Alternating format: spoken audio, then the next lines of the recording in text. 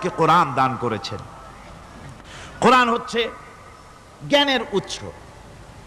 আল্লাহ যে জিনিসটা শিখালেন, এই জিনিসটাই জ্ঞানটা কার? বোঝেন না কথা? এই জ্ঞানটা কার? আল্লাহ পাকের। আমাদেরকে আল্লাহ পাক জ্ঞান দান করেছেন। জ্ঞান হচ্ছে দুই প্রকার, একটা হচ্ছে ওহীভিত্তিক জ্ঞান, আর একটা হচ্ছে গায়রে ওহীভিত্তিক জ্ঞান। ওহির জ্ঞানটা আসে কার কাছ থেকে? চিল্লা এখন, কার কাছ থেকে? আল্লাহর কাছ থেকে আসে ওহির জ্ঞান। আর মানুষের কাছে যে জ্ঞানটা আছে, এটা হলো তার মন মস্তিষ্ক প্রসূত জ্ঞান।